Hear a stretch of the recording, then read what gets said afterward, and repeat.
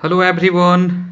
चलिए स्टार्ट करते हैं अपने आज के सेशन को। हम लोग प्लांट पैथोलॉजी पढ़ रहे थे और होप सो आप लोगों ने हमारे लेक्चर फर्स्ट को देखा होगा, जहाँ पे हम लोगों ने बेसिक बेसिक बातें की थी कि प्लांट पैथोलॉजी होता है, क्या ऑब्जेक्टिव होते हैं, कुछ इंपॉर्टेंट टर्मिनोलॉजी जो है वो डिस्कस किए थे। तो आप मुझे बताइए, मैंने आपको लास्ट क्लास में बताया था एक इम्पॉर्टेंट सा इन्फॉर्मेशन, आप मुझे बताइएगा कि भैया एक बताइए इरेडिकेशन और एक्सक्लूजन में क्या डिफरेंस होता है। ठीक है, आप बस खुद जहाँ पे हो, जहाँ पे लेक्चर सुन रहे हो, माइंड को स्टेबल करो और समझने की कोशिश करो। बहुत लोग बोल रहे थे सर डिटेल में करवाइए, मैं आपको इतना कंटेंट प्रोवाइड कर दूंगा गाइस कि आपको बिल्कुल सोचने की जरूरत नहीं है। तो आपको जो मैं काम दे रहा हूँ बस वो आप करते चलो, आपका सिलेबस पूरा हो जाएगा। 100% सिलेबस में कराने वाला हूँ। ठीक है, तो आप मेरे को बताइए, आप रिकॉल करके बताओ इरेडिकेशन और एक्सक्लूजन में क्या डिफरेंस होता है। रिकॉल कर पा रहे हो आप? चलिए फिर बहुत बढ़िया। आप अगर रिकॉल कर पा रहे हो दैट कि आपने लास्ट क्लास जो है वो तो अच्छे तरीके से लगाया है, नहीं लगाया है तो मैं आपसे रिक्वेस्ट कर रहा हूँ मेरे भाई कि जाके आप पहले क्लास को लगाइए, देन आप इस लेक्चर पे मूव कीजिए। एक क्लास भी छूटेगा आपका तो आपको नेक्स्ट समझ में नहीं आएगा। ठीक है, क्योंकि लिंक किया हुआ है सब कुछ। चलिए दूसरा डिफरेंस आप मुझे बताएंगे, डिजीज और डिसऑर्डर में क्या डिफरेंस होता है। डिजीज और डिसऑर्डर में क्या डिफरेंस होता है गाइस? रिकॉल कर पा रहे हो ना आप? कहीं लिखने की जरूरत नहीं है, आप कमेंट में जाके लिखना मत, मुझे वो सब नहीं चाहिए। बस आप ये देखो कि आप रिकॉल कर पा रहे हो नहीं कर पा रहे हो। कर पा रहे हो वेरी गुड, नहीं कर पा रहे हो लास्ट क्लास को अच्छे तरीके से देखिए आप। चलिए, बहुत लोग बोल रहे थे सर शॉर्ट नोट्स के बारे में थोड़ा सा बता दीजिए। तो देखो मैं शॉर्ट नोट्स अपना लेके आया हूँ, आज दिखाता हूँ आपको शॉर्ट नोट्स किस तरीके का है। एक मिनट, देखिए ये कंप्लीट आपको दिख रहा है ना, ये आपका शॉर्ट नोट्स है, आपको शायद उल्टा दिख रहा हो। ठीक है, ये कंप्लीट आपका शॉर्ट नोट्स है गाइस, आप देख पा रहे होंगे। तो आपको सब दिखेगा, सब टेबुलर फॉर्मेट में है, सारा आपको दिखेगा ना। देखिए आप, सारा टेबुलर फॉर्मेट में मिलेगा आपको, देख लीजिए।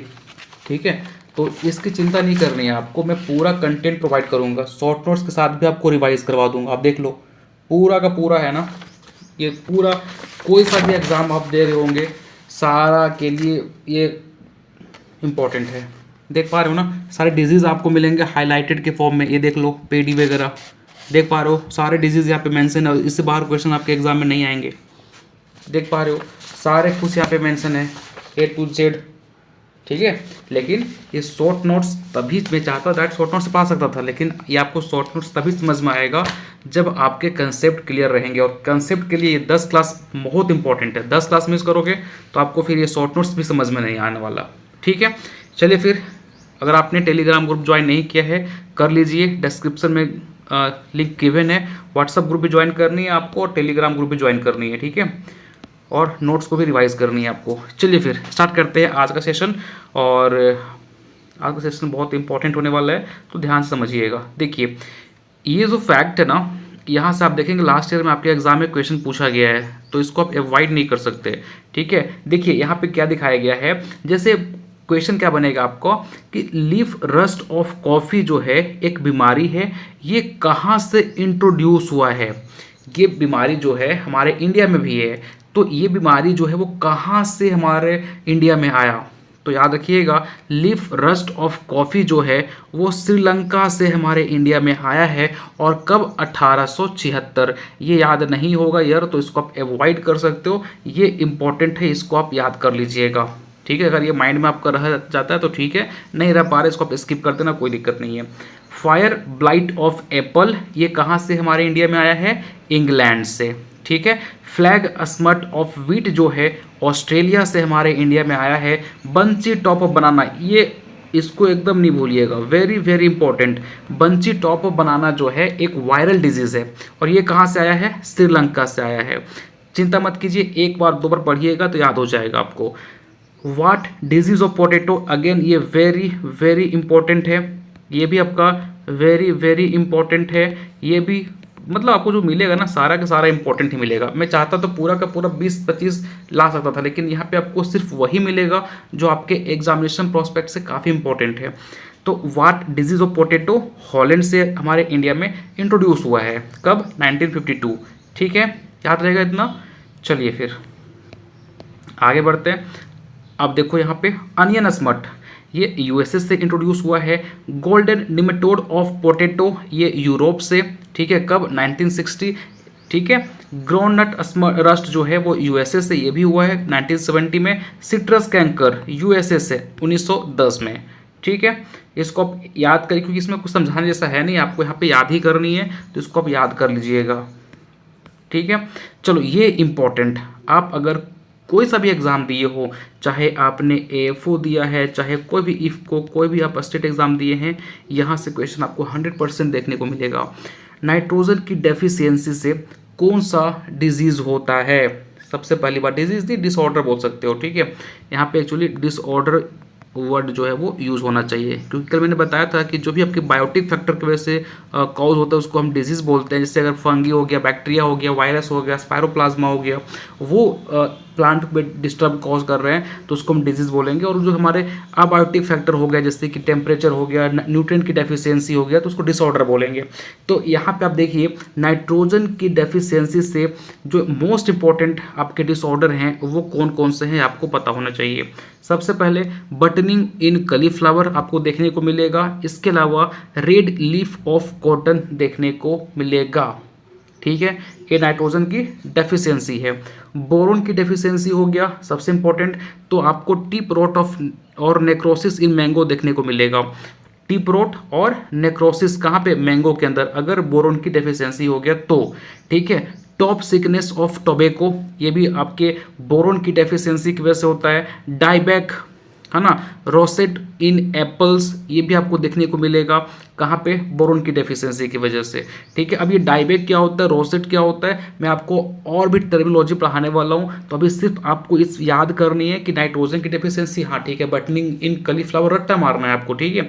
बोरोन की डेफिशिएंसी हो गया तो क्या होगा? टिप रोट और नेक्रोसिस ऑफ मैंगो, ये होगा, ठीक है। एक सबसे इंपॉर्टेंट यहाँ एक पूछा गया है, आपके मल्टीपल्स एग्जाम में पूछे गए हैं कि फ्रूट क्रैकिंग, जब भी आपको फ्रूट क्रैकिंग दिखाई पड़ जाए, चाहे वो टोमेटो हो, चाहे कोई सा भी प्लांट हो, और आपको तुक्का मारना हो तो किससे मारिएगा? बोरोन की वजह से। तो मोस्ट ऑफ द जो क्रैकिंग आता है ना फ्रूट्स वगैरह में, वो बोरोन की डेफिशिएंसी से ही आता है। तो ये क्वेश्चन पूछा गया है कि भैया फ्रूट क्रैकिंग जो टोमेटो के अंदर होता है वो किसकी डेफिशिएंसी की वजह से होता है? तो बोरोन की डेफिशिएंसी से। सिट्रस क्रैकिंग जो हो गया, hen and chicken disease in grapes हो गया, ठीक है। क्या ये ग्रैप्स है? ग्रैप्स है, वो किसकी वजह से होता है मेरे भाई? तो ये भी आपका बोरोन की डेफिशिएंसी से होता है। ब्लैक टिप ऑफ मैंगो, आप देखे होंगे मैंगो के जो टिप पोर्शन होता है वो ब्लैक हो जाता है, वो किसकी वजह से होता है? बोरोन की वजह से। बैरन नट इन कोकोनट भी बोरोन की डेफिशिएंसी से होता है। Rosette in disease of Apple जो है वो भी आपका बोरोन की वजह से होता है। सारे के सारे इंपॉर्टेंट हैं, आपको याद करने पड़ेंगे। आप कोई भी ऐसा एग्जाम नहीं है गाइज जहाँ से इस पोर्शन से क्वेश्चन ना पूछा गया हो, तो इंपॉर्टेंट है, आपको इसको याद करना पड़ेगा, ठीक है। आगे बढ़ें, चलिए अब देखो बोरोन से कुछ और भी है। इंटरनल कोर्क ऑफ एप्पल, ये भी इसी की वजह से होता है। ब्राउन हर्ट और कैबेज एंड टर्निप, ये भी जो है आपका इसके बोरोन की वजह से होता है। हाँ ये पूछा गया है एग्जाम, मुझे याद है ये शायद इफ्को वगैरह में, इफ्को में पूछा गया था कि होलो स्टेम ऑफ ब्रासिका जो है वो किसकी डेफिशिएंसी से होता है, ठीक है। तो ये भी आपका बोरोन की डेफिशिएंसी से होता है, याद रखिएगा। ऑक्सीजन की डेफिशिएंसी से तो पता ही है आपको, ये भी पूछा गया है। ब्लैक हार्ट ऑफ पोटैटो, आप देखे होंगे पोटैटो के अंदर की तरफ ब्लैक ब्लैक आपको देखने को मिलेगा, ठीक है। तो ये जो है आपका ऑक्सीजन की डेफिशिएंसी की वजह से होता है। जिंक की वजह से, ये तो भैया सबको याद होता है, एकदम आप रट के बैठे होंगे कि जिंक की डेफिशिएंसी से क्या होता है? खैरा डिजीज होता है पैडी के अंदर। वाइट बज हो जाता है मेज के अंदर। Little leaf of onion, cotton के अंदर लिटिल लीफ होता है। मैंगो एंड एप्पल के अंदर भी आपको लिटिल लीफ देखने को मिलेंगे। Mottle leaf of citrus, mottle leaf मतलब क्या होता है? ऐसे धब्बे हो जाएंगे, ठीक है। मोटल लीफ ऑफ सिट्रस देखने को मिलेगा जिंक की डेफिशिएंसी से, ठीक है। मैग्नीशियम की डेफिशिएंसी। अब आता है हमारा मैग्नीशियम। आपको पता है कि मैग्नीशियम जो होता है ना वो हमारे फोटोसिंथेसिस में बहुत ही एसेंशियल रोल प्ले करता है। क्लोरोफिल का स्ट्रक्चर आप सर्च करेंगे ना तो मैग्नीशियम आपको सेंट्रल एटम की तरह दिखाई पड़ेगा। मैग्नीशियम आपका बीच में होता है, ठीक है। अगर ये इनकी डेफिशिएंसी हो जाएगी तो सबसे पहले आपको लीफ के ऊपर इंटरवेनल क्लोरोसिस देखने को मिलेगा। क्या मिलेगा? इंटरवेनल क्लोरोसिस देखने को मिलेगा, ठीक है। तो अगर इनकी डेफिशिएंसी हो जाती है तो क्या मिलेगा? सबसे पहले आपको टोबैको के अंदर सेन-ड्रोन डिजीज देखने को मिलेगा। तो पूछा जाएगा आपके एग्जाम में कि sand drown disease of tobacco is caused by magnesium deficiency, ठीक है। रेडनिंग ऑफ कॉटन जो है वो भी आपके मैग्नीशियम की डेफिशिएंसी की वजह से ही होता है। बट अगर सल्फर यहाँ पे क्या हो रहा था कि इसकी कमी हो रही थी, लेकिन एक देखिए आपको पता है कि हमें ऑप्टिमम अमाउंट में फर्टिलाइजर वगैरह देना होता है कि अगर हम उससे ऊपर देंगे तो भी प्लांट में दिक्कत होगा, उससे नीचे देंगे तो भी प्लांट में दिक्कत होगा। तो हमें एक सर्टेन अमाउंट में देना चाहिए जहाँ पे प्लांट अपने लाइफ साइकिल को आराम से पूरा कर सके। ना ज़्यादा दोगे तो टॉक्सिसिटी हो जाएगा, कम दोगे तो उसकी कमी हो जाएंगी, ठीक है। बट अगर यहाँ पे देखो सल्फर की टॉक्सिसिटी होगी, मतलब आपने सल्फर बहुत ज़्यादा अमाउंट में डाल दिया तो क्या हो जाएगा? राइस के अंदर आपको एक्योची डिजीज देखने को मिलेगा, ठीक है। हाइड्रोजन सल्फाइड मोस्टली यही बोल रहे हो, ठीक है। लेकिन यहाँ पे सल्फर देख लीजिए, इनकी टॉक्सिसिटी हो गई तो एक्योची डिजीज देखने को मिलेगा राइस के अंदर। ब्लैक टिप और टिप नेक्रोसिस मैंगो के अंदर, ठीक है। समझ में आ रही बातें? चलिए सल्फर की अब यहाँ पे सल्फर यहाँ पे ज़्यादा हो रहा था ना, अब अगर सल्फर कम हो जाएगा तो क्या हो जाएगा? T yellow disease of T, है ना। टी के अंदर क्या हो जाता है? टी येलो डिजीज हो जाता है। मैग्नीज की यहाँ पे मैग्नीशियम था, यहाँ पे मैग्नीज है, ठीक है। मैग्नीज की अगर टॉक्सिसिटी हो जाएगी, मतलब आपने मैग्नीज को एक्स्ट्रा डाल दिया तो कॉटन के अंदर क्या देखने को मिलेगा? क्रिंकल लीफ देखने को मिलेगा, ठीक है। मैग्नीज की डेफिशिएंसी अगर हो जाती है, ठीक है, यहाँ पे मैग्नीज आपका ज़्यादा हो रहा था, यहाँ पे मैग्नीज आपका कम हो गया तो क्या होगा? दिस इज इंपॉर्टेंट, ये भी पूछा गया है आपका FCI एग्जाम में पूछा गया, एक बार AFO ने पूछा है यहाँ से क्वेश्चन, ठीक है। फहाला blight of sugar cane is cause by magnesium की डेफिशिएंसी की वजह से होता है। ग्रे स्पाइक ऑफ बार्ले और ओट, है ना। बार्ले और ओट में ग्रे स्पाइक जो होता है ये भी आपकी मैग्नीशियम की डेफिशिएंसी से होता है। तो this is most important guys, इसको नहीं भूलिएगा। फहाला ब्लाइट ऑफ शुगर केन, ठीक है। मैग्नीज की टॉक्सिसिटी की वजह से नहीं होता, बल्कि ये मैग्नीज की जो है डेफिशिएंसी की वजह से होता है। तो ये आपको याद रखना है कि टॉक्सिसिटी और डेफिशिएंसी किसकी वजह से हो रहा है, ठीक है। चलिए आगे बढ़ते हैं। नो कॉपर सारा यहाँ पे मेंशन किया हुआ है, आपको बाहर हाथ में मारने की जरूरत नहीं है, सब यहाँ मैंने यहाँ पे मेंशन कर दिया है। इतना करके जाओगे सफिशिएंट है गाइस, इससे ऊपर क्वेश्चन नहीं आएगा आपका। कॉपर डेफिशिएंसी की बात करें, कॉपर की कमी हो गया तो क्या होगा? रोस्टिंग एंड एक्सेस गमिंग कहाँ पे? सिट्रस के अंदर आपको देखने को मिलेगा, ठीक है। गमोसिस एंड जेंथोमेनिया भी आपको देखने को मिलेगा। डायबेक भी देखने को मिलेगा सिट्रस के अंदर, ठीक है। रिक्लेमेशन डिजीज देखने को मिलेगा ओट्स के अंदर। तो मैक्सिमम देख रहे हो कॉपर की वजह से आपको सिट्रस में मैक्सिमम देखने को मिल रहा है, ठीक है। और एक आपका ओट के अंदर रिक्लेमेशन डिजीज देखने को मिलता है। Molybdenum, this is important. आपको पता है मोलिब्डेनम जो होता है ना वो आपका जो लेग्यूमिनस क्रॉप होते हैं, ठीक है, उनमें जो रूट नोड्यूल बनता है ना तो उनमें बहुत इंपॉर्टेंट रोल होता है। आपका लास्ट टाइम जो झारखंड BO हुआ था वहाँ भी क्वेश्चन आया हुआ था कि लेग्यूमिनस में जो आपके रूट नोड्यूल बनते हैं तो ये रूट नोड्यूल को बनाने के लिए कौन सा जो न्यूट्रिएंट है वो एसेंशियल होता है? तो मोलिब्डेनम, ठीक है, याद रखिएगा। और इनकी कमी की वजह से कलीफ्लावर के अंदर विप्टल डिजीज होता है। अगेन वेरी इंपॉर्टेंट, इसको आपका कौन सा एग्जाम था? आई थिंक ये नाबार्ड ने पूछा है और एक बार AFO के साथ ये भी इसने पूछा है, एक बार आपका NSC ने पूछा था, ठीक है। Whiptail disease of cauliflower is caused by molybdenum deficiency. Molybdenum की कमी हो जाएगा तो आपका रूट नोड्यूल जो है वो सही से नहीं बन पाएगा, तो लेग्यूमिनस में भी आपको दिक्कत का सामना करना पड़ता है, ठीक है।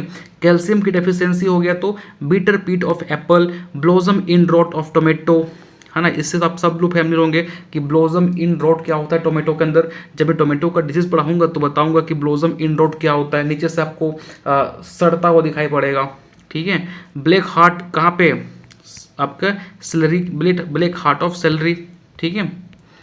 तो याद रखिएगा कैल्शियम की वजह से, इसमें सबसे इंपॉर्टेंट आपका ये वाला पोर्शन है, ब्लॉसम इन रॉट कैल्शियम के डेफिशिएंसी की वजह से होता है। तो चलिए यहाँ पे हम लोगों ने कुछ इंपॉर्टेंट से डिसऑर्डर देखे। ये डिसऑर्डर जो है आपकी एग्जाम की बात करें बहुत इंपॉर्टेंट है। ठीक है, ये इस डिसऑर्डर को मैंने शॉर्ट नोट्स में भी कवर किया है, जब डिजीज़ पढ़ाऊँगा वहाँ भी कवर करूँगा, तो इसका चिंता नहीं करना आपको। ठीक है, सारे मैंने कवर किया हुआ है। चलिए, तो यहाँ से इसको याद कर लीजिएगा, है ना। बाकी अगर आपको ये समझ में नहीं आ रहा है कि विप्टेल क्या होता है, ब्लोसम इंडोट में क्या सिम्टम देखने को मिलता है, तो जब मैं टोमेटो की डिजीज़ पढ़ाऊंगा तो वहाँ पे कंप्लीट करवा दूंगा कि भाई ब्लोसम इंडोट में क्या देखने को मिलता है, ठीक, ब्लैक हार्ट ऑफ पोटैटो में किस तरीके का सिम्टम देखने को मिलता है। तो बस अभी आपको सिर्फ इतना काम करना है कि आपको रट्टा लगाना है कि ठीक है, मोलिब्डेनम की डेफिशिएंसी होगी तो विप्टेल ऑफ कलीफ्लावर। मोलिब्डेनम की डेफिशिएंसी क्या होता है, विप्टेल ऑफ कलीफ्लावर। 4 बार 10 बार पढ़ेंगे, याद हो जाएगा। ठीक है, चलिए फिर अब हम आगे पढ़ते हैं। यहाँ से हम 3 टॉपिक पढ़ेंगे गाइस। एक पढ़ेंगे हम लोग फंजाई के बारे में, इसके बाद पढ़ेंगे हम लोग बैक्टीरिया के बारे में, क्योंकि यहाँ से भी क्वेश्चन आपके एग्जाम में पूछा जाता है। वायरस के बारे में पढ़ेंगे, वायरवाइड्स के बारे में पढ़ेंगे, और थोड़ा बहुत फाइटोप्लाज्मा और स्पायरोप्लाज्मा के बारे में पढ़ेंगे। ठीक है, तो हम स्टार्ट करेंगे कहाँ से, फंजाई से। ठीक है, इनके कंप्लीट इन्फॉर्मेशन हम यहाँ पे लेने की कोशिश करेंगे। सबसे पहली बात, अगर हम फंजाई की बात करें तो आपको पता है कि ये फंजाई जो होता है वो धागे नुमा, है ना, मतलब धागे के आकार का फिलामेंटस इनकी बॉडी होती है। मल्टी सेलुलर होता है ये, क्या होता है, मल्टी सेलुलर। आपको पता होना चाहिए यूनिसेलुलर क्या होता है, मल्टी सेलुलर क्या होता है। ठीक है, ये बच्चे वाली चीज़ है। आज देखिए देखिएगा, ये ईओकैरियोटिक होता है, प्रोकैरियोटिक नहीं होता, ईओकैरियोटिक होता है। और क्लोरोफिलस होता है, मतलब इनके पास क्लोरोफिल नहीं होता। अब इनके पास खुद का क्लोरोफिल नहीं है तो क्या फोटोसिंथेसिस कर पाएंगे, नहीं कर पाएंगे। तो ये दूसरे के ऊपर डिपेंड होते हैं। मतलब यहाँ से एक और निकाल सकते हो सर, अगर ये दूसरे पे डिपेंड है तो ये हेट्रोट्रॉपिक होते हैं। ठीक है, और मैक्सिमम केस में ये पैरासिटिक होते हैं और स्पोरोफिटिक होते हैं। अगर हम हेट्रोट्रॉपिक में बात करें तो पैरासिटिक होते हैं और स्पोरोफिटिक होते हैं। ठीक है, यहाँ बात समझ आई। आपको क्वेश्चन ये पूछेगा फंजाई इज अ ऑप्शन रहेगा filamentous, multicellular, eukaryotic, chlorophyllous, unicellular. तो आपको पता होना चाहिए कि भाई इनके कैरेक्टरिस्टिक्स क्या हैं, यूनिसेलुलर ये नहीं है। ठीक है, तो ये आपको पता होना चाहिए। तो मैंने बताया आपको क्या कि इनकी बॉडी फिलामेंटस होती है, मल्टीसेलुलर होता है, यूकैरियोटिक होता है, क्लोरोफिलस होता है, इनके पास क्लोरोफिल नहीं होता, ये हेट्रोट्रॉपिक होते हैं, दूसरे के ऊपर ये डिपेंड होते हैं फूड्स के लिए, और मोस्टली ये पैरासिटिक होते हैं और सेप्रोफाइटिक होते हैं। अगर आपको पूछूं कि भाई जो भी मोड ऑफ न्यूट्रिशन होता है ना, वो 3 टाइप का होता है। एक होता है आपका होलोजोइक। एनीवन, किसी को पता है कि होलोजोइक क्या होता है? बताइए, होलोजोइक क्या होता है? अरे नहीं पता भाई मेरे, आप जो खाना खाते हो, आप क्या, आपका मोड ऑफ न्यूट्रिशन क्या है बताइए? क्या आप पैरासिटिक हो? सर हम पैरासिटिक कैसे हो गए, हम तो किसी का खून नहीं चूसते हैं सर, हम किसी का खून नहीं पीते हैं। हम खाना खुद से बनाते हैं सर। तो भाई आप बनाते हो, खाते हो, तो भाई यहाँ पे सिंपल सा होलोजोइक का मतलब क्या होता है कि हमने फूड को पहले इंजेस्ट किया, फूड लिया, उसको डाइजेस्ट किया, फिर उसको एब्जॉर्ब कर लिया। तो जो भी आपके एनिमल्स होते हैं, जो हम लोग खुद हो गए, वो फॉलो करते हैं होलोजोइक मोड ऑफ न्यूट्रिशन। ठीक है, पहले हमने फूड को इंजेस्ट किया, डाइजेस्ट किया, फिर उसको एब्जॉर्ब कर लिया। तो ये जो प्रक्रिया जो भी कोई पार्टिकुलर ऑर्गेनिज्म फॉलो करता है, उस टाइप के मोड ऑफ न्यूट्रिशन को क्या बोलते हैं, होलोजोइक बोलते हैं। ठीक है, कलर चेंज कर लूँ? ठीक है भाई, लोग कलर चेंज कर लेते हैं। अब एक और होता है आपका, दैट इज कॉल्ड होलोफाइटिक। बताइए होलोफाइटिक क्या होते हैं? होलोफाइटिक प्लांट क्या होते हैं? सोचिए, होलोफाइटिक, ये था होलोजोइक, कंफ्यूज नहीं करना, ये होलोजोइक है, मैं आपसे होलोफाइटिक। अरे भाई, फाइटिक का मतलब क्या हो गया, प्लांट। तो ऐसे प्लांट जो अपना खाना खुद बनाते हैं उसको क्या बोलते हैं, होलोफाइटिक। ठीक है, एक होता है आपका स्पोरोफाइटिक। स्पोरोफाइटिक, अब बताइए स्पोरोफाइटिक क्या होता है? तो ऐसे एनिमल या फिर ऐसे ऑर्गेनिज्म जो डेड डिकेइंग पे सर्वाइव करते हैं, डेड डिकेइंग मैटर से फूड को ग्रैब करते हैं, उनको हम सेप्रोफाइटिक बोलते हैं। एक होता है पैरासाइटिक। पैरासाइटिक जो दूसरे के ऊपर सर्वाइव करते हैं, जैसे आपका जू वगैरह होता है ना, वो क्या होता है, पैरासाइटिक होता है। जो लीच होता है, देख तो बॉडी में चिपक जाता है, फिर वहाँ से वो खून को सक कर रहा होता है, तो पैरासिटिक नेचर का होता है। तो मैं जो आपके जो फंजाई होते हैं ना, वो 2 टाइप के मिलेंगे आपको, ये पैरासिटिक भी होते हैं। अब पैरासिटिक कैसे होते हैं मैं आपको बताऊंगा आगे, कि ये होस्टोरिया का यूज़ करते हैं। ठीक है, फूड को इंटेक करने के लिए, और दूसरा ये सेप्रोफाइटिक होते हैं, डेड डिकेइंग पे ये ग्रो करते हुए दिखाई पड़ेंगे आपको। तो ये इतनी बातें आपको समझ में आ गई फंजाई के बारे में। इरेज करूँ इसको, चलिए बहुत बढ़िया, आराम से पढ़नी है, एकदम पकाने की जरूरत नहीं है, आराम से सिलेबस को हम कवर करेंगे, ठीक है। चलिए बढ़ते हैं। अब यहाँ से क्वेश्चन पूछा जाता है कि जो फंजाई हैं उनका सेल वॉल किसका बना होता है, तो याद रखिएगा काइटिन का बना होता है, ग्लूकेन्स का बना होता है, सेलुलोज का नहीं होता है, ठीक है, ये बैक्टीरिया का होता है। तो याद रखिएगा cell wall of fungi is made up of chitin और ग्लूकेन्स, ठीक है। अब देखो यहाँ पे इनका स्ट्रक्चर इंपॉर्टेंट है, ये फंजाई है, ठीक, आपको दिखाई पड़ रहा है, तो ये इनका ये बॉडी है। अब इनसे आपको क्या मिलेगा, ब्रांचेस देखेंगे, ये यहाँ पे आपको ब्रांचेस निकला हुआ दिखाई पड़ेगा, यहाँ से ब्रांचेस दिखाई पड़ेगा, यहाँ से ब्रांचेस दिखाई पड़ेगा। तो ये जो ब्रांचेस है ना आपको, इसको क्या बोलते हैं हम लोग, हाइफा बोलते हैं, क्या बोलते हैं इसको, हाइफा बोलते हैं। और एक ग्रुप ऑफ हाइफा जब मिला दोगे ना तो उसको क्या बोलेंगे हम, माइसीलियम बोलेंगे, ठीक है। सपोज ये बॉडी था फंगस का, यहाँ से इनके अलग अलग ब्रांचेस निकल गए। अब सारे जो ब्रांचेस हैं हाइफी को उसको मिला दोगे तो क्या बोलेंगे, माइसीलियम बोलेंगे। सिंपल सा है, बहुत लोग कंफ्यूज रहते हैं कि भैया सिंपल है ना, आप देखो ना कि इनकी बॉडी है, ठीक है, इनकी बॉडी है, इनसे इनके ब्रांचेस निकल आए, ये ब्रांचेस निकल आए जिसको हम क्या बोल रहे हैं, हाइफा बोल रहे हैं। और बहुत सारे हाइफा जब आपस में मिल गए तो क्या बोल रहे हैं, उसको माइसीलियम बोल रहे हैं। सिंपल सा है, ठीक है। अब ये अगर हम बात करें हाइफा के ऊपर तो थोड़ा सा यहाँ पे हम बाहर चलेंगे सिलेबस से। हाइफा की बात करें तो ये हाइफी, मोस्टली इसको हाइफी बोलते हैं। तो ये दो टाइप का होता है गाइस, एक होता है सेप्टेट और एक होता है एसेप्टेट, है ना। सेप्टेट का मतलब क्या हो गया कि इसमें सेप्टम प्रेजेंट होगा। ये अगर हाइफा है, दिखाई नहीं पड़ रहा होगा ना, देखो ये अगर हाइफा है तो इसमें आपको सेप्टा दिखाई पड़ेगा, इस तरीके का सेप्टम होंगे, न्यूक्लियस हो गया, यहाँ पे देखिए यहाँ पे सेप्टा प्रेजेंट होगा, सेप्टम होंगे, ठीक है। और एसेप्टेट में क्या होता है कि ये सिंपल सा ऐसे होता है, यहाँ पे न्यूक्लियस होते हैं, यहाँ पे सेप्टम आपको प्रेजेंट नहीं दिखाई पड़ेगा। और इसी एसेप्टेट को हम क्या बोलते हैं, सिनोसिटिक, क्या बोलते हैं, सिनोसिटिक, ठीक है। एसेप्टेट को क्या बोलते हैं गाइस, सिनोसिटिक बोलते हैं। इतनी बात आपको पता होनी चाहिए, ठीक है। क्लियर हो गया यहाँ तक, आगे बढ़े। चलिए ये पोर्शन मेरा हो गया कि हाँ जो ब्रांचेस उसको हम हाइफे बोलते हैं, और पूरे हाइफे को जब मिला दोगे तो क्या बोलते हैं, माइसीलियम बोलते हैं, ठीक है। चलिए कल मैंने बताया था आपको हु इज़ द फादर, और बताइए who is the father of fungi, या फिर माइकोलॉजी के फादर कौन है, एनीवन। कल मैंने बताया था आपको कि who is the father of mycology. बहुत बढ़िया, आप सब अच्छा सही बोल रहे हो। कौन है सर, P.A. मिकेली। P.A. मिकेली जो है वो फादर ऑफ माइकोलॉजी है। इन्होंने एक बुक लिखा था नोवा प्लांटेरम, इनका बुक का नाम याद रखिएगा, नोवा प्लांटेरम, आपको नोट्स मिल जाएगा, ठीक है। तो P.A. माइकेली जो है वो फादर ऑफ माइकोलॉजी हैं, इनका एक बुक लिखा हुआ है नोवा प्लांटेरम, वो इन्हीं का बुक है, ये बुक नाम भी आप याद रखिएगा। तो ये जनरल इंट्रोडक्शन था हमारा फंजाई के बारे में। अब हम थोड़ा सा यहाँ से आगे चलेंगे, क्योंकि यहाँ से क्वेश्चन आपका एग्जाम में पूछता है, लेकिन कई बार एग्जामिनर यहाँ से बाहर क्वेश्चन पूछ देता है, तो आपको पता होना चाहिए, ठीक है।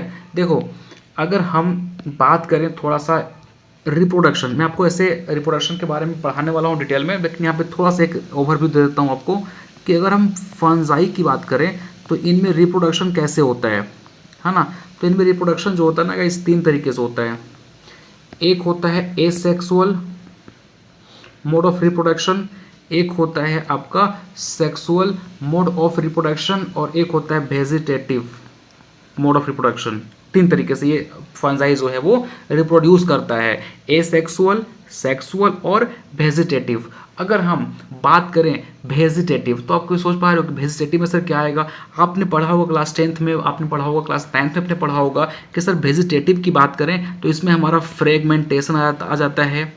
फ्रेगमेंटेशन आपने पढ़ा होगा सर, प्लानेरिया के अंदर हमें देखने को मिलता है फ्रेगमेंटेशन, मतलब कि अगर ये ऑर्गेनिज्म है इसको आप यहाँ से कट कर देंगे, यहाँ से आपने कर दिया, यहाँ से काट कर दिया, तो यहाँ से एक न्यू ऑर्गेनिज्म जो है वो बन जाएगा। मोस्टली अर्थवर्म में भी यह देखने को मिलता है, ठीक है। प्लानेरिया हो गया, अर्थवर्म हो गया, उसमें आपको फ्रेगमेंटेशन देखने को मिलेगा। इसी तरीके से जो आपके फंजाई होते हैं ना उनमें भी एक कैरेक्टरिस्टिक्स होता है कि इसको आप यहाँ से कट कर देंगे तो यहाँ से एक नया फंजाई जो है वो बन के आ जाएगा, ठीक है। तो ये देखने को मिलता है।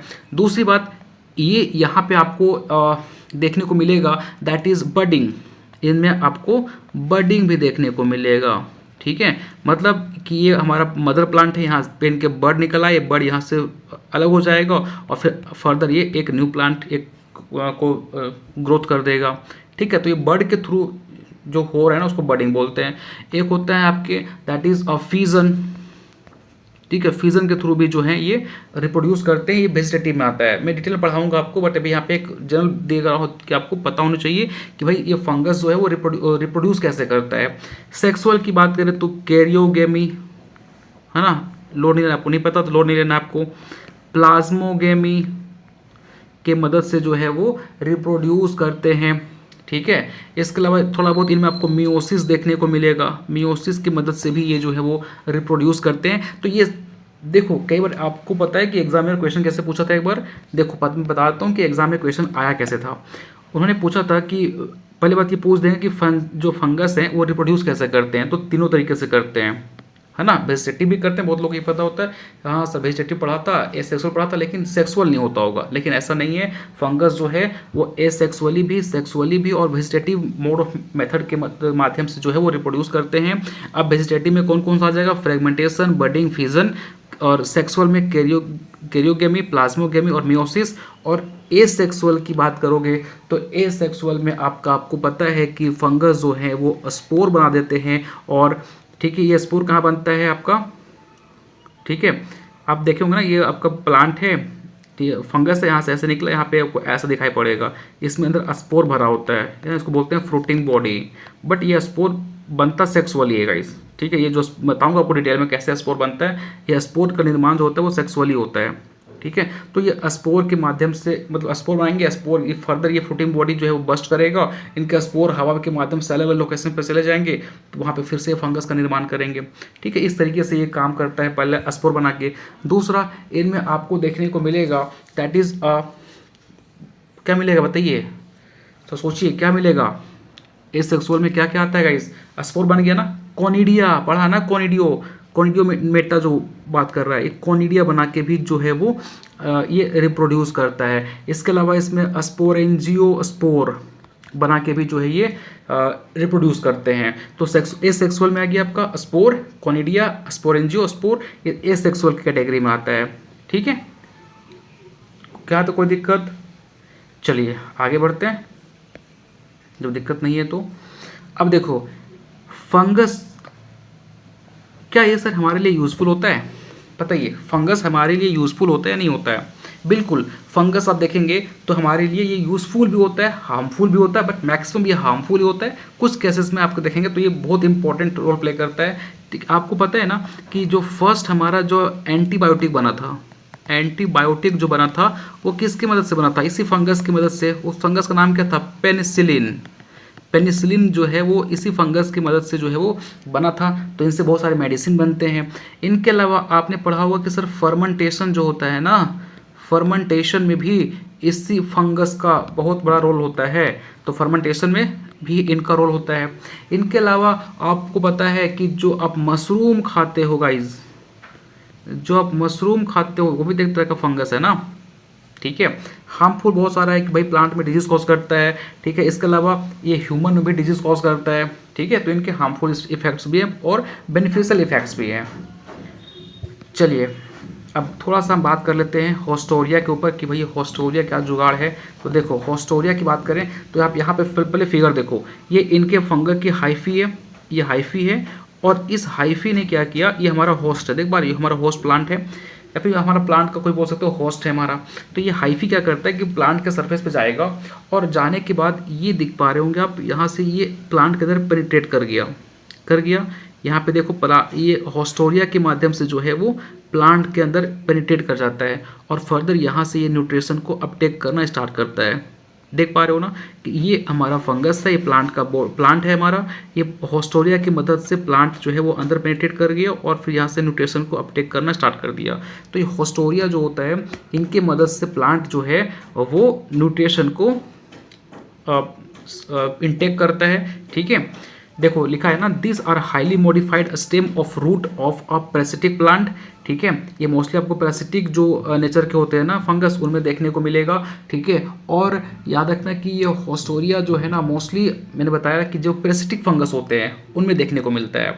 ठीक है, और ये स्पेशलाइज ब्रांच और ट्यूब होता है जो कि ओरिजिनेट होता है कहाँ से, हाइफा से। आप देख पा रहे हो ना, ये हाइफा, इसी से हमारा ये ओरिजिनेट हो रहा है ना। फिंगर लाइक पोजीशन आपको देखने को मिलेगा।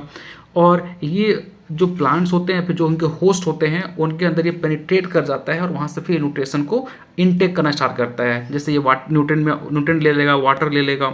ठीक है, जैसे कि यहाँ पर आपको दिखाई पड़ रहा है। ठीक है, अच्छा बताइए कुछ ऐसे फंगस का नाम बताइए जो जिनमें होस्टोरिया पाया जाता है, कौन सा। मैं बाकी नहीं पूछ रहा हूँ, जिसको आपने सुना होगा, कहीं ना कहीं डेफिनेटली सुना होगा। बताइए वैसे फंगस कौन कौन से हैं। तो आपने सुना होगा रस्ट फंगस जो होता है, पक्सिनिया ग्रैमिनीस। पक्सिनिया ग्रैमिनीस जो होता है ना, ये भी एक पैरासिटिक फंगस है और इसके अंदर आपको होस्टोरिया देखने को मिलेगा। ठीक है, जो कि एक रस्ट फंगस है, पक्सिनिया ग्रैमिनीस, भूलिएगा नहीं। एक है आपका इरिसिफे। इरिसिफे जो मैं कल बता रहा था कि ये क्या कॉज करता है, पॉडरी मिल्ड्यू। ठीक है, पॉडरी मिल्ड्यू कॉज करता है इरिसिफे। ठीक है, इनमें भी आपको ये देखने को मिलेगा होस्टोरिया।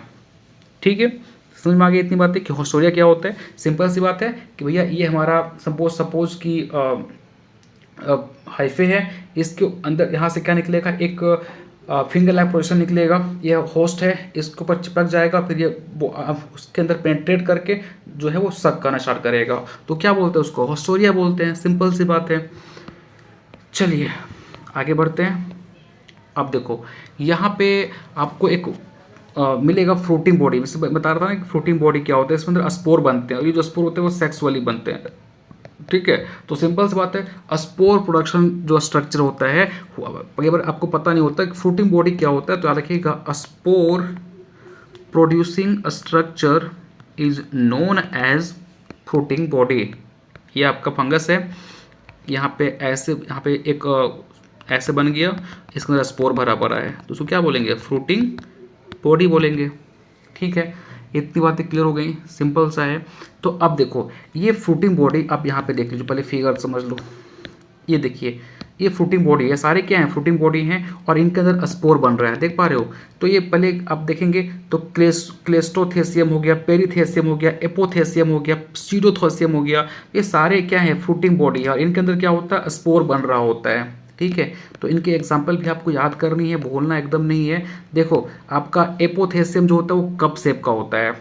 एपोथेसियम क्या है, एक फ्रूटिंग बॉडी है जो कप शेप का दिखाई पड़ेगा आपको। अब देखिए एपोथेसियम की अगर हम बात करें, देखो एपोथेसियम कहाँ है, एपोथेसियम कहाँ है मेरे भाई, एपोथेसियम, ये देखिए ये हमारा एपोथेसियम है, आपको दिखाई पड़ रहा है ना कप की तरह, दिख पा रहा है कप है, तो भाई कप बन गया। अब तो यहाँ पे चार डाल दो, है ना, तो कप की तरह दिखाई पड़ता है एपोथेसियम। पूछा जाता है कि कप लाइक स्ट्रक्चर किसका होता है, तो एपोथेसियम का होता है। चलिए, तो इसी तरीके से आपको याद करना है। ठीक है, फ्लैस्क शेप का होता है पेरीथेसियम। क्लेस्टोथेसियम जो होता है वो क्लोज होता है, मैंने बताया ना ये क्लोज होता है। ठीक है, और ये प्रोड्यूस करता है पॉडरी मिल्ड्यू फंगस के स्पोर को। ठीक है, आप देखिए क्लेस्टोथेसियम जो होता है ना क्लोज होगा, देखो आप, है ना, इसको आप याद कैसे करोगे, क्लेस्टो मतलब क्लोज है भाई, ये क्लोज है। तो आप देख पा रहे हो चारों तरफ से क्लोज है और इसके अंदर पॉडरी मिल्ड्यू के फंगस मोस्टली बनते हैं। ठीक, समझ में आ गया। चलिए आगे बढ़ते हैं। कॉमन ऑर्डर्स, अब देखते हैं कुछ कॉमन ऑर्डर्स हो गए, ये आपको पता होना चाहिए। पूछता है कि रस्ट फंगस कौन से ऑर्डर में आता है, तो आपको पता होना चाहिए। वेरी वेरी इंपॉर्टेंट गाइस, यहाँ से क्वेश्चन पूछा गया है, आपको याद करना है, ऐसे याद कीजिएगा आप। यूस्टिलाजिनेल्स, इसमें स्मट फंगस आता है, तो स्मट फंगस का ऑर्डर क्या हो गया, यूस्टिलाजिनेल्स। रस्ट फंगस का ऑर्डर क्या हो गया, यूरिडिनेल्स, है ना, एल्स। तो स्मट फंगस का ऑर्डर क्या है, यूस्टिलाजिनेल्स, और रस्ट का क्या है, यूरिडिनेल्स। पॉडरी मिल्ड्यू का क्या है, इरिसिफे, और डोनी मिल्ड्यू का क्या है, पर्नोस्पोरेल्स। ऐसे आप याद कीजिएगा कि स्मट फंगस का जो ऑर्डर है वो क्या है, यूस्टिलाजिनेल्स। रस्ट का क्या है, यूरिडिनेल्स। पॉडरी मिल्ड्यू का क्या है, इरिसिफे, और डोनी मिल्ड्यू का क्या है, पर्नोस्पोरेल्स। तो ये आप याद रखिएगा, ये आपके फंगस है, उनके ये कॉमन ऑर्डर है, ये ऑर्डर पूछा जाता है एग्जाम के अंदर। चलिए आगे बढ़ते हैं। अब हम बात करते हैं फंगस के न्यूट्रिशन के बारे में थोड़ा सा। देखो अब इनकी अगर हम न्यूट्रिशन की बात करें ना, तो मोस्टली मैं बताया आपको कि ये हेट्रोट्रॉपिक होते हैं, मतलब ये खाना खुद नहीं बनाते क्योंकि इनके पास खुद का क्लोरोफिल नहीं है। अब इनके पास खुद का क्लोरोफिल नहीं है गाइस, तो ये किसी और के ऊपर ही डिपेंड रहेगा ना। जैसे मान के चलो कि जो हमारे लायन होते हैं जंगल के अंदर, इनके पास भी ये कैपेसिटी नहीं होता कि ये खुद से खाना बना सके, तो ये क्या करते हैं, दूसरे जो आपके हर्बीवोरस एनिमल होते हैं उनके ऊपर डिपेंड होते हैं। हम लोग के पास कैपेसिटी होता है कि हम लोग खाना बना सकते हैं, तो हम लोग खाना क्या करते हैं, खुद से बनाते हैं। ठीक है, तो फंगस जो होते हैं मोस्टली ये हेट्रोट्रॉपिक होते हैं। इसमें मैंने बताया आपको कि इनकी मेजर जो मोड ऑफ रिप्रोडक्शन होता है वो पैरासिटिक होंगे या तो ये सेप्रोफिटिक होंगे। ठीक है, तो अब यहाँ पे देखो ध्यान से, पर एक होता है आपका ऑब्लिगेट, एक होता है, पहले समझो, यहाँ ध्यान समझना, ठीक है, कभी जिंदगी में नहीं भूलोगे। एक होता है आपका ऑब्लिगेट, एक होता है फैकल्टेटिव। अब समझो ऑब्लिगेट का क्या सेंस हुआ। ऑब्लिगेट का मतलब होता है कि हमें ये चाहिए ही चाहिए, अगर नहीं है तो हम भूखे मर जाएंगे, लेकिन हमें यही खाना है। जैसे एक ऐसा, ये समझ लीजिए कि दो लड़के हैं, एक ये लड़का है एक ये लड़का है, दोनों भाई हैं। ठीक है, इनको ब्रेड मतलब रोटी खाना काफ़ी पसंद है, और ये बेचारा थोड़ा सा है भोला भोला टाइप का आदमी है, इनको ब्रेड और राइस, अगर ब्रेड ना हो तो ये राइस भी खा लेता है। ध्यान समझना कंसेप्ट को, जिंदगी में नहीं भूलोगे आप। ठीक है, अगर हम बात करें, ये एक लड़का है, अच्छा अब लगे लड़का ना, तो ये लड़का है, ठीक है, और ये दोनों भाई हैं आपस में। अब ये जो बॉयज़ 1 है और बॉयज़ 2 है, बॉयज़ 1 जो है इसको सिर्फ और सिर्फ ब्रेड ही पसंद है, अगर ब्रेड नहीं मिला तो भूखे रह जाएगा, लेकिन कोई और चीज़ नहीं खाएगा। जो आपका सेकेंड लड़का है ना, इनको ब्रेड अगर नहीं मिला तो ये राइस भी खा लेता है, तो इनके पास ऑप्शन है कि ठीक है अगर ये नहीं मिला तो भाई हम ये खा लेंगे। ठीक है, अब यही कंसेप्ट यहाँ भी लागू होता है कि कुछ ऐसे फंगस होते हैं ना जो केवल और केवल डेड डिकेइंग पे ही ग्रो करेंगे, उनके अलावा ये कहीं ग्रो नहीं कर सकते। तो ये अपना फूड हमेशा और हमेशा डेड ऑर्गेनिक मैटर से ही लेंगे। अगर इनके इन्वायरमेंट में ये अवेलेबल है तो ये सर्वाइव करेंगे, नहीं है भाई तो खत्म हो जाएंगे, लेकिन किसी और अल्टरनेट सोर्स पे नहीं जाएंगे। ठीक है, that is called obligate saprophyte. ठीक है, एग्जाम्पल क्या हो गया, म्यूकर और एगेरिकस। भूलिएगा नहीं, म्यूकर एग्जाम में पूछा जाता है कि what is the mode of nutrition of Mucor, तो आपको पता होना चाहिए कि म्यूकर किसके अंदर आता है, ऑब्लिगेट सेप्रोफाइट के अंदर आता है। ऑब्लिगेट सेप्रोफाइट मैंने बताया क्या होता है कि इनको सिर्फ और सिर्फ ये ऐसे टाइप के फंगस होते हैं जो केवल और केवल डेड डिकेइंग मैटर पे ही ग्रो करेंगे, मतलब ये वन टाइप के लड़का जो है वो उनकी कैटेगरी में आते हैं। ठीक है, अब फैकल्टेटिव क्या होता है गाइस, फैकल्टेटिव मतलब इसके पास ऑप्शन है, अगर ठीक है अगर सेप्रोफाइट अगर डेड डिकेइंग चीज़ नहीं मिला, सड़ा गला चीज़ नहीं मिला, तो ये पैरासाइट का इनका ये पैरासिटिक भी होते हैं, मतलब कहीं पे जाके ये अपने होस्टोरिया के माध्यम से या अपना न्यूट्रिशन को इंटेक कर लेंगे। मतलब ये लड़का दूसरा वाला हो गया कि भैया ठीक है अगर हमें ब्रेड नहीं मिला तो हम रोटी भी खा लेंगे, या सॉरी अगर हम चावल भी खा लेंगे। ठीक है, तो यहाँ पे यही वाला कहानी है कि भैया फैकल्टेटिव का मतलब हो गया कि अगर ये सेप्रोफिटिक इनके पास ऑप्शन नहीं है तो ये पैरासिटिक मोड ऑफ न्यूट्रिशन भी यूज़ कर सकते हैं। एग्जाम्पल क्या हो गया, पाइथियम, एफेनिडर्मेटम, फ्यूजेरियम सोलानी और राइजोटोनिया सोलानी। ठीक है, तो ये इंपॉर्टेंट है, आप इसको याद कीजिएगा, example is the most important guys. ठीक है, चलिए आगे बात करते हैं। अब इसी तरीके से होता है हमारा ऑब्लिगेट। अब आपको समझ में आ गया, अब कभी ज़िंदगी में नहीं भूलिएगा कि ऑब्लिगेट और फैकल्टेटिव का क्या डिफरेंस होता है। अभी देखिए, अब यहाँ पे क्या है, ऑब्लिगेट पैरासाइट।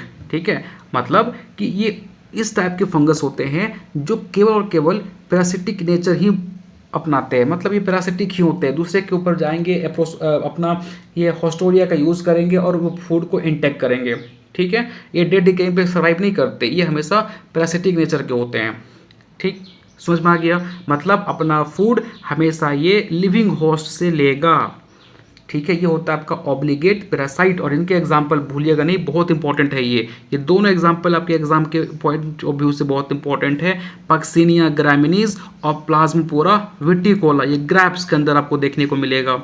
ठीक है, और पक्सिनिया आपको ये मोस्टली व्हीट और राइस के अंदर देखने को मिलता है, तो याद रखिए दोनों पक्सिनिया ग्रामिनीज और प्लाज्मोपोरा विटिकोला ये जो है क्या है, ऑब्लिगेट पैरासाइट के एग्जाम्पल हैं।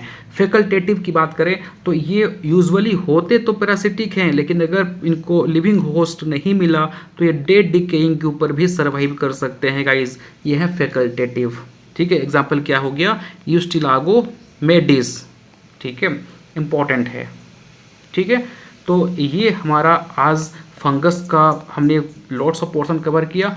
कल हम इनके आगे भी चलेंगे फंगस को पूरा, क्योंकि फंगी जो है ना हमारा फंजाई जो है वो एक बड़ा टॉपिक है, तो हमें इसको अच्छे तरीके से कवर करना पड़ेगा। ठीक है, यहाँ से क्वेश्चन आता है गाइस, आपका फंजाई हो गया, बैक्टीरिया हो गया, वायरस हो गया, तीनों को हम ज़्यादा डिटेल में पढ़ेंगे। इसके बाद स्पायरोप्लाज्मा थोड़ा सा पढ़ेंगे, ज़्यादा नहीं डिटेल में पढ़ना है उसको। ठीक है, तो आपको जितना मैं बता रहा हूँ बस आपको याद करते चलिए। अभी ही इसको जैसे लेक्चर डिलीवर हो गया, आप लेक्चर देखेंगे और इनके नोट्स के साथ इसको याद करते ही चलेंगे।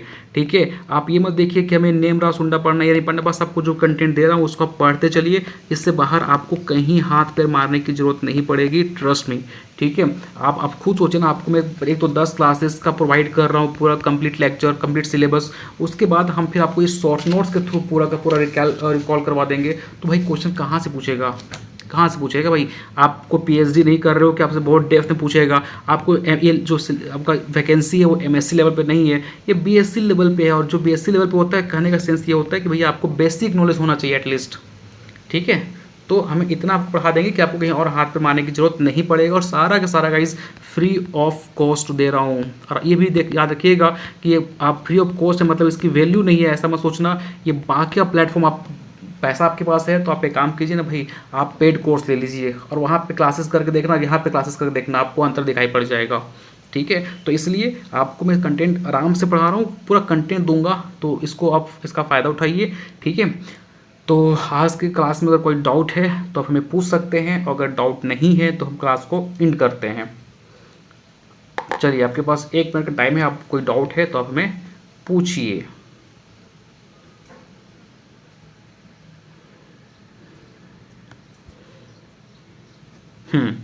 सर किसी का डाउट है कि सर ये फ्रूटिंग बॉडी क्या होता है, समझ नहीं आया। अरे भाई, फ्रूटिंग बॉडी का सिंपल सा मतलब है, ये समझ लो हमारा फंगस है, उसका ये बॉडी है, यहाँ से हाइफा निकला और ऊपर की तरफ ऐसा कुछ स्ट्रक्चर बन गया सर्कुलर में। बताइए अलग अलग शेप का होता है, कप शेप का होता है, या आपके पेरिथेशियम हो गया। ठीक है, पूरा क्लोज होता है ना, तो इस टाइप को मैंने बताया ना, अलग अलग उसके स्ट्रक्चर होते हैं।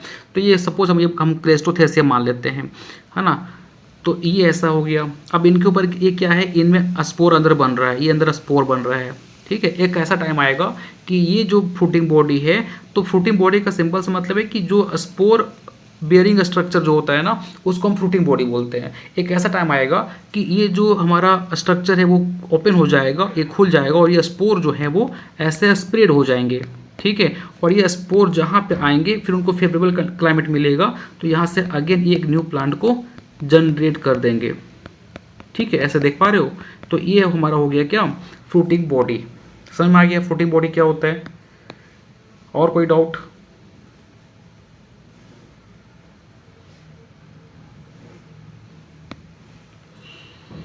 सर एक बार फिर से ऑब्लिगेट और फैकल्टेटिव को बता दीजिए। मैंने इतना अच्छा एग्जांपल दिया था, चलो फिर आप ही का एग्जांपल लेते हैं। चलो, ये डाउट किसने पूछा है? राकेश ने। चलो ठीक है, ये मान के चलो राकेश ये आप हो, ठीक है, और ये आप ही का भाई है मुकेश। ये राकेश है, ये मुकेश है। ठीक है, राकेश जो है, आप जो हो थोड़ा सा नखड़े वाले हो कि भैया हमें केवल और केवल नाइट की बात कर ले, चलिए रात का समय है, आपको केवल और केवल रात में रोटी ही खाना पसंद है, आपको ब्रेड खाना ही, चपाती खाना ही जो पसंद है, इसके अलावा आप रात में कुछ नहीं खाते हो, भले आपको भूखे ही रहना पड़ जाए। ठीक है, तो आप क्या हो, जिद्दी टाइप का आदमी हो, मतलब आप ऑब्लिगेट हो। ऑब्लिगेट हो, ऑब्लिगेट का मतलब ये क्या मतलब ये हो गया, कंपलसरी है कि आपको रात में रोटी चाहिए ही चाहिए, इसके अलावा अल्टरनेट ऑप्शन आपके पास नहीं है, आप दूसरा ऑप्शन की तरफ मूव करते ही नहीं है, भले बगल में बिरयानी क्यों न रखा हो, आप रोटी ही खाएंगे। ठीक है, तो ये क्या होता है, ऑब्लिगेट। तो इसी तरीके से ऑब्लिगेट पैरासाइट का मतलब ऐसा हो गया कि भैया ऑब्लिगेट पैरासाइट मतलब वो और फंगस या फिर वो ऑर्गेनिज्म जो केवल पैरासिटिक ही नेचर शो करते हैं, उनमें वो केवल दूसरे प्लांट के ऊपर जाके उनके हॉस्टोरिया का यूज़ करके वो केवल फूड को इंटेक करेंगे, मतलब वो पैरासिटिक नेचर के ही होते हैं, उनमें कोई और ऑप्शन नहीं है। ठीक है, बट ये आपका जो मुकेश है, ये नाइट के टाइम अगर इनको भी रोटी खाना पसंद है, लेकिन अगर रोटी नहीं मिला तो ये राइस अगर बचा हुआ है तो वो उसको खा लेंगे, अगर बगल में बिरयानी पड़ा हुआ तो वो उसको भी खा लेंगे। दैट मीन्स कि इनके पास ऑप्शन है, दैट इज कॉल्ड फैकल्टेटिव। ये क्या हो गया, फैकल्टेटिव। तो इसी तरीके से मैंने बताया ना कि अब कुछ ऐसा फंगस मान लो ऑब्लिगेट फैकल्टेटिव पैरासाइट क्या होगा, तो फैकल्टेटिव पैरासाइट का मतलब ये पसंद तो इनको है, ये पसंद है इनको दूसरे बॉडी ऊपर जाके उसको पैरासिटिक नेचर शो करना, ठीक है। बट अगर ये लिविंग होस्ट नहीं मिल रहा है तो ये क्या करेंगे, अगर कोई डेड डिकेइंग ऑर्गेनिज्म सड़ रहा है तो वहाँ पे भी ये खुद को ग्रो करके आराम से सर्वाइव कर लेंगे। नखरे इनके कम हैं तो वही फैकल्टेटिव हो गया, ठीक है। समझ में आ गया ना गाइस इतना। चलिए फिर आज हम लेक्चर यहीं पे ख़त्म करते हैं। कल हम फंगस को थोड़ा सा जो बचा हुआ है उसको कवर कर लेंगे और फिर हम मूव कर जाएंगे बैक्टीरिया के ऊपर, ठीक है। डिटेल में गाइस मैं आपको बता रहा हूँ, मैं आपको डिटेल में कवर करा रहा हूँ, पूरा का पूरा सिलेबस आपको डिटेल में कराया जाएगा। प्लांट पैथोलॉजी का अगर आप लेक्चर लगाएंगे तो आपको बिटवीन कभी ऐसा नहीं लगेगा कि सर हमें बोर लग रहा है या फिर हमको समझ नहीं आ रहा है, पूरा क्लास आपको समझ में आएगा। टिल देन आप बस कमिटेड रहिए कि आराम से करेंगे, पूरा लेक्चर कवर करेंगे, फिर आप नोट्स को रिवाइज कीजिए, मॉक अपना जो क्विजेज हैं वो आप अटेम्प्ट कीजिए, है ना। आपको आज क्विजेज जो मिलेंगे फंगस से रिलेटेड क्विजेज मिलेगा, कुछ डिसऑर्डर से रिलेटेड जो आपने मेरे कराया ना उसको याद कर लीजिएगा, वहाँ से क्वेश्चन आता है गाइस। तो वो डिसऑर्डर फंगस से आज का क्विजेस हमारे रहेंगे, तो आप टेलीग्राम पे जाके क्विजेस को अटेम्प्ट कीजिए, है ना, और मेहनत करते रहिए। चलिए फिर रखते अपने चलते हैं अपने, मिलते हैं कल के लेक्चर में। Thank you so much.